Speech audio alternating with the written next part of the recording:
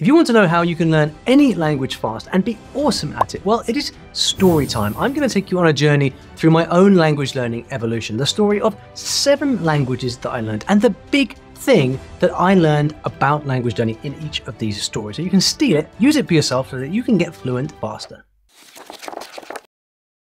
C'est quelque chose de très sympa. On se balade à Paris, dans les rues de Paris, parce qu'il y a pas mal de monuments à voir.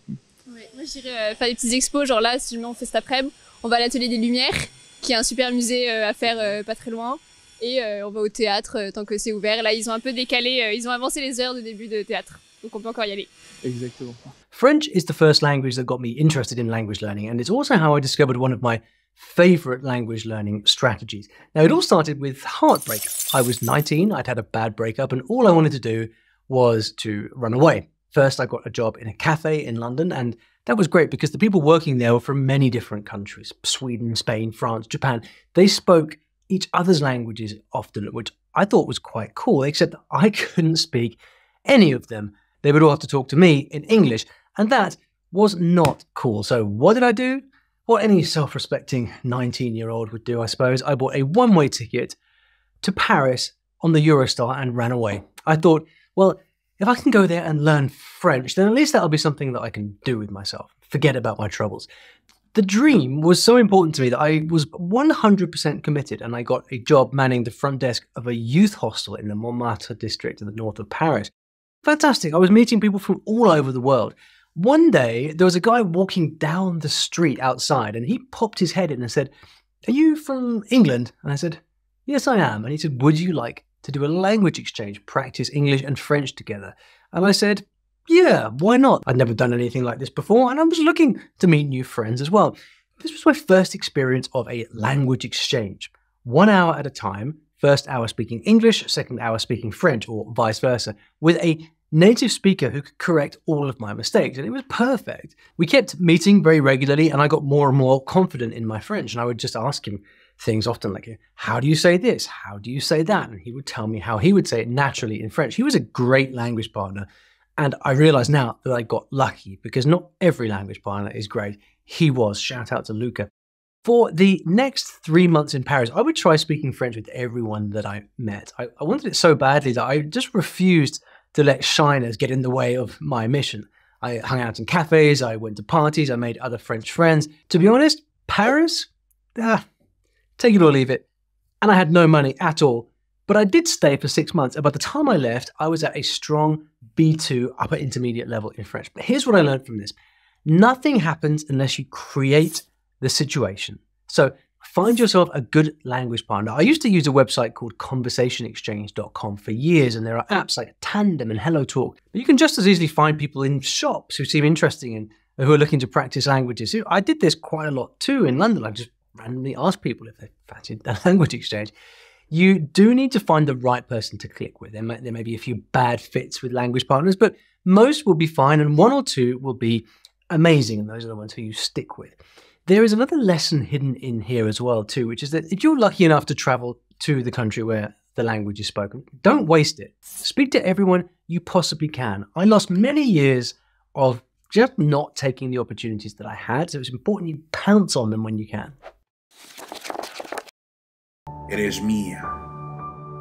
Eres mía, voy gritando en la brisa de la tarde. It was the poetry of Pablo Neruda that put Spanish on the radar for me, and it all started at home in the UK. I just had to know this beautiful language. So I packed my experience with language exchanges. I took a train to central London, and I walked around listening for people speaking Spanish. There's a lot of them. I even asked Spanish strangers in shops if they were willing to do language exchanges with me, like I mentioned in the previous part. This time, when I bought a plane ticket, I wasn't running away.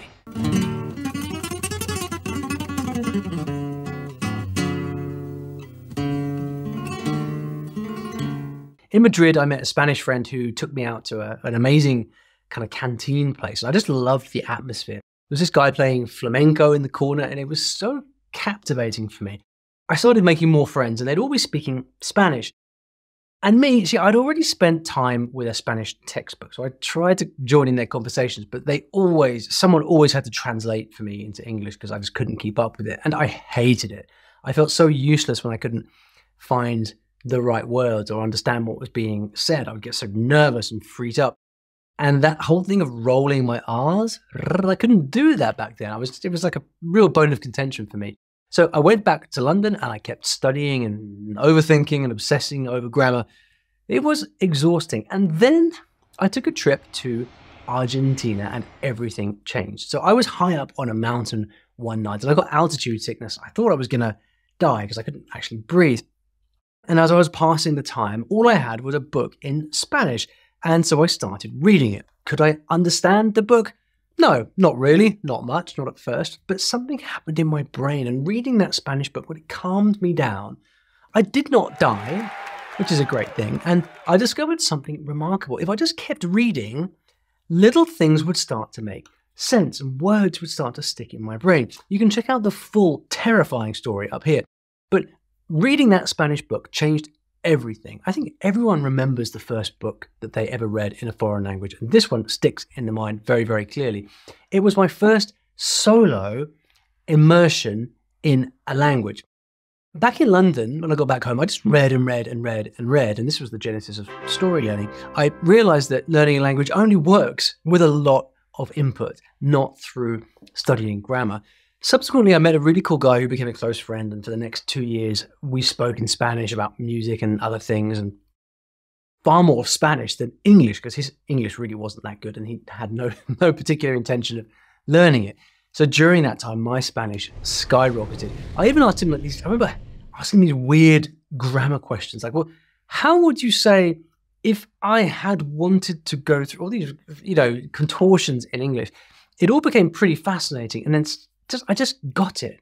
And then I'd go off and I'd read something and I'd see that same grammar used in the story somewhere. And it was real total immersion, a fantastic opportunity. And I never had to study Spanish again. The lesson is this: if you are completely immersed in a language, it won't feel like work. It won't feel like study. It will feel like real life. So start reading now in the language that you're learning. Even if you're a beginner, don't wait for tomorrow. Tons of reading is where the magic happens. The trick is to read at the right level for you. Not too easy, not too hard. And if you want to know exactly how to do this, read this. As a thought experiment, ask yourself, what would it take if I were to banish English from my life for a day? Now, I know it sounds crazy and not practical when you have to go to work and all that, but it's this kind of can-do attitude of creating that immersion for yourself through content that can make amazing things happen. So I was going to these amazing parties with the biggest pop stars in Brazil, super famous people in their houses, their villas on the top of a mountain looking out over the Atlantic Ocean. It was insane, and all because I took the time to learn Portuguese. Learning Portuguese was the most insanely satisfying experience of my life, and I can't wait to tell you what I did and what you can try yourself. It all happened over about the space of 2 to 3 years, I suppose. By now, I've got a lot of confidence with language learning, but I never really had a method as such. I was still experimenting. In London, I made a bunch of Brazilian friends and just fell in love with the culture and the world of Brazil, the sights and sounds of it. I was doing 3 things in particular when I was there. I was talking to my Brazilian friends a lot and asking them very specific questions about how to say things. I had a language exchange partner where we'd meet up 2 to 3 times a week in a cafe in Hampstead. That was great. You see the theme emerging here. Shout out to Luciana. No idea where she is these days. And then there was the music. The music. I was listening to a lot of Brazilian music. I was studying for a degree in jazz at that time. Brazilian music, bossa nova, it just got under my skin in all the best ways. Initially, I would look up the lyrics to songs and just try to sort of decipher them, but it was a little bit too hard. So I remember instead what I did was I just got out my guitar and I just kind of copied the songs. I would learn the chords and I would sing these songs in Portuguese, having no idea what I was actually singing. I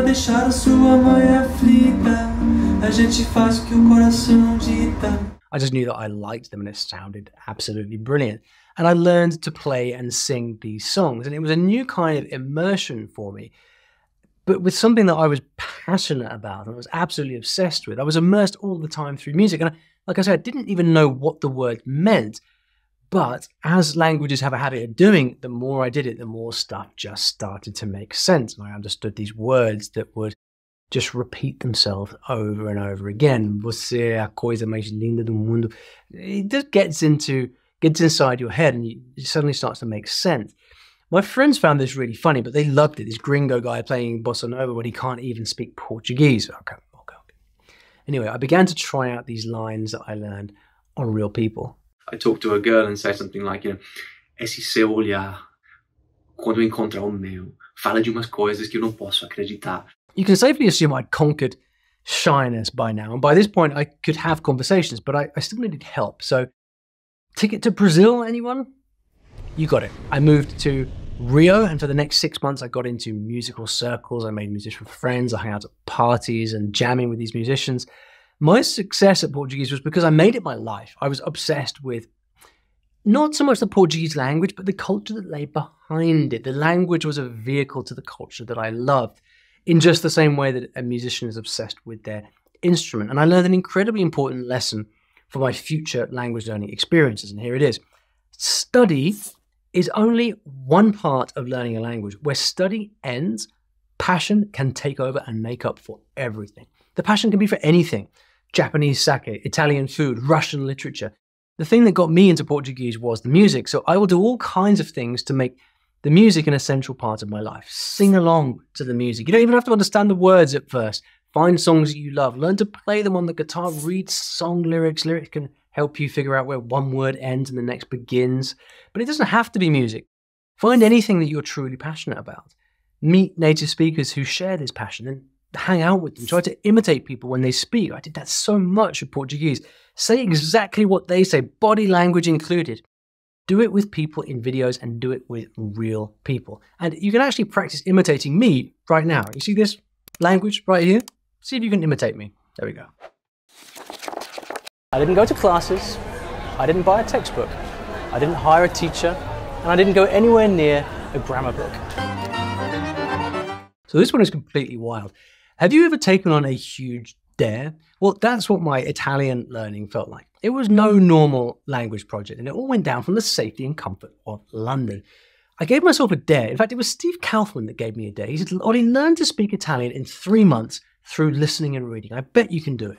And not being one to shrink from a challenge, I said, all right, Steve, I will do it. And so I did. I went off and I learned Italian in 3 months. I recorded videos every week on my YouTube channel, which you can find in the playlist right here. And then after 3 months, I got on a plane, I went to Italy, and I spoke Italian with people all over the place, live on camera with no hiding. That's what I did. And so I had a theory about what might work, following the story learning method, following input-based learning, reading and listening. What I decided to do was to listen and read to Italian and do nothing else for a whole month before even speaking a word. So no speaking, just listening and reading. And then I would start talking on camera at the 1 month mark. Then in month 2, I would do nothing but speak, a ton of speaking. And then in month 3, actually take lessons from a pro to get help refining my Italian. So here's how it went. First, I looked for tons of comprehensible input. That's reading and listening material that's not too boring, not too hard. First, I used textbook dialogues that I found in books, plus some beginner material I found from Link.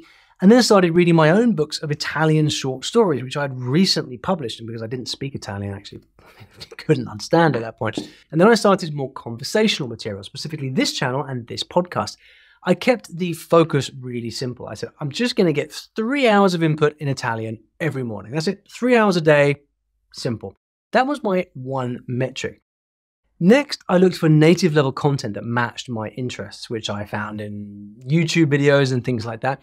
Some things I understood, some things I didn't, but I just kept going. I kept listening and literally did nothing but listen and read, which was really challenging because I did want to speak, but I kept my mouth shut and I kept listening and reading. If I didn't know a word, I would look it up.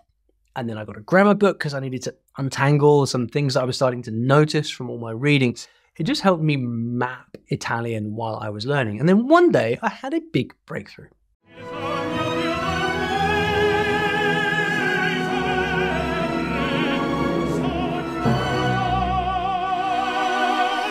I went to watch La Bohème at the Royal Opera House, which was absolutely stunning. I started hunting for Italian things I'm genuinely interested in on the internet. Apart from opera, I listened to business podcasts. My comprehension started going through the roof from all that listening. For the rest of the day, I've been going out and I've been listening to cool podcasts in Italian while I'm at the gym, when I'm on the train. it's really been a lot of fun. I was having a lot of fun, but I was still missing details about the grammar that I needed for speaking. So I concentrated more on reading. I had a great blog in Italian about productivity. In the first hour of every single day, I would just read. Useful. I've been just reading mostly on my iPad, on the Kindle app, with a couple of great books that I found. And then I had my first chat with an Italian. Lavori da casa? Posso lavorare da casa, ma di fatto non mi piace molto perché ci sono tante distrazioni, a volte è difficile concentrarmi sulle le cose che preciso fare. Per quello ho altro ufficio in un'altra parte di Londra che di solito. This was the best thing. Martina told me what I was good at and what I wasn't good at. My new goal here was speak every day for at least 30 minutes, up to 2 hours, every single day. And then suddenly it was D-Day.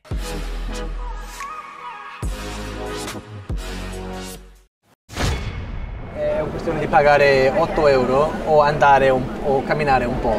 E si cammina un po'. Non è difficile, è un piacere camminare un po'. Sì, no, è vero, è vero. È una ragione per mangiare altro gelato. Esatto. È la prima cosa.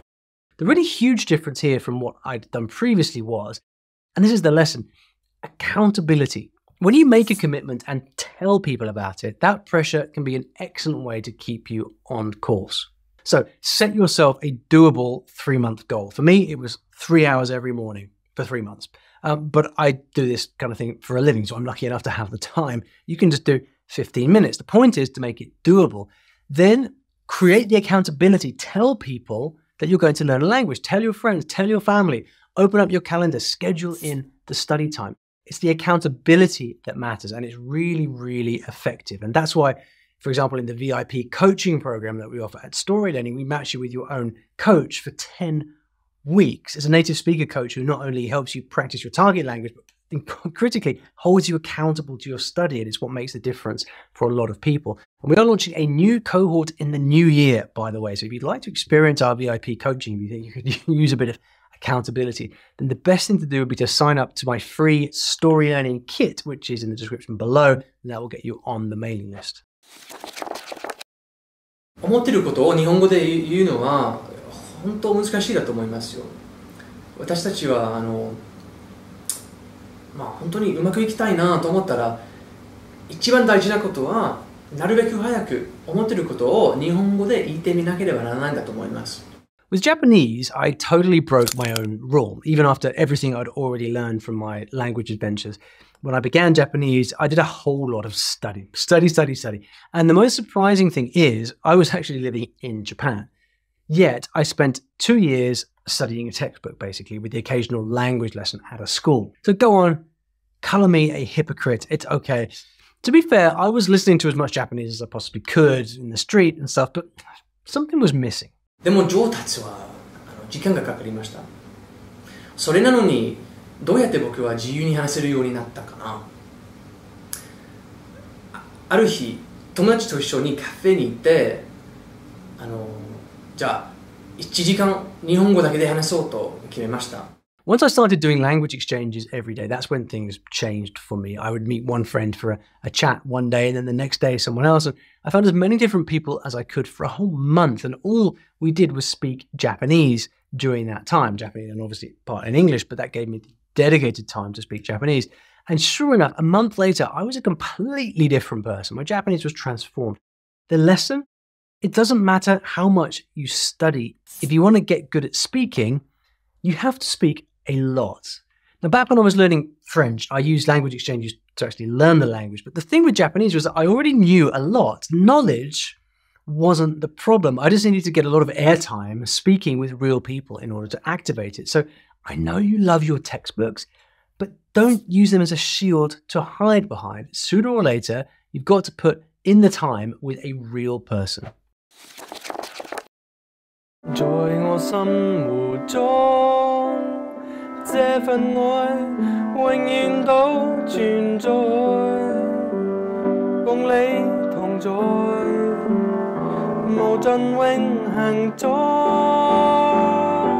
I tried something completely new with Cantonese and, well, it worked. See, I set myself this crazy goal, which was that I had to watch an entire mega TV series in Cantonese, all 48 episodes, for 2 whole seasons. That's 96 episodes in total. Now, I would have preferred to do this with reading or listening if that's my main thing, but it's tricky with Cantonese because there's very little reading material in the language as it's a spoken language predominantly. So I watched a huge amount of TV, and all the more insane because I was also working full-time and busy doing my master's degree, so I had very little time to actually learn any of the language. But the amazing thing is, over the course of watching this series, all of the Cantonese that I'd been studying by myself just kind of took shape in my brain. And this makes sense because Cantonese is such an expressive language that you really do have to listen to a huge amount of the spoken language in order to have any hope of being able to speak naturally yourself, listening first, speaking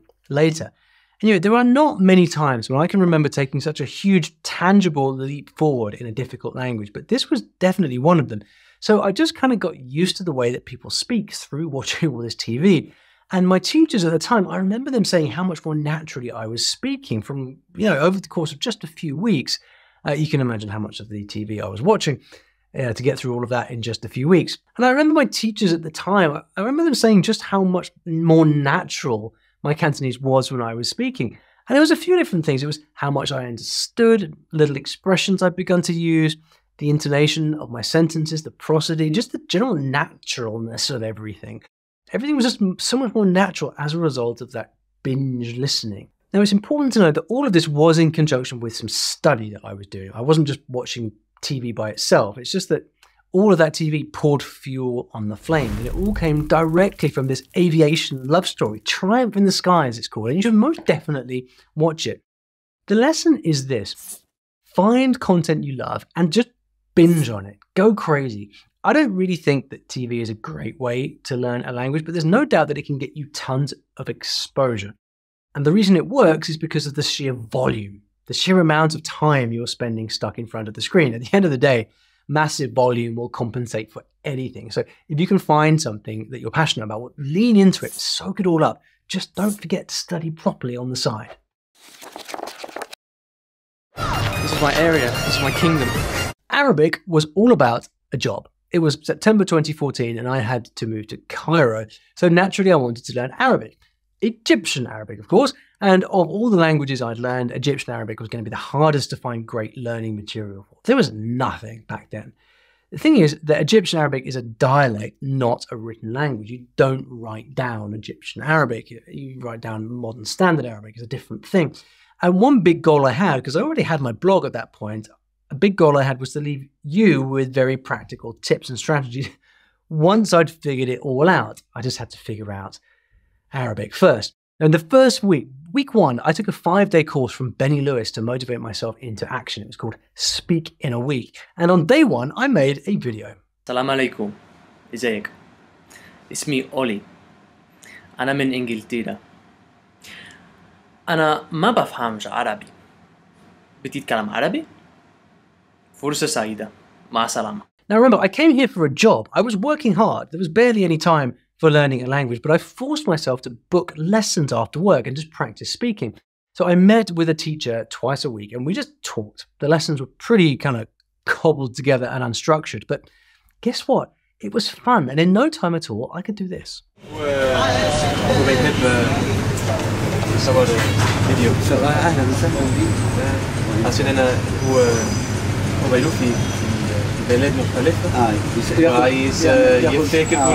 But it wasn't enough. Egypt is full of amazing words, strange pronunciations, and I just wanted to be able to say stuff. So I looked up an absolute ton of words and phrases about everyday things, and I would put them all into my flashcard decks. Again, because of the lack of study material, I had to kind of invent my own way of doing stuff. But it was still not easy to practice. I needed to see stuff on paper. I needed to use the language in context to map this very foreign grammar for me onto something in my head. And then I found something. منين؟ أنا من أمريكا. وإنتي منين؟ أنا من القاهرة. فرصة سعيدة. أنا أسعد. I started playing these dialogues over and over, just listen and repeat. And by the end, I was speaking Arabic. Sometimes we have very little to work with, but if the desire is fierce enough, you'll use whatever you've got to make it happen. So if you're learning a language that's hard to get material for, like a specific dialect, then focus on finding people and learning to talk to them.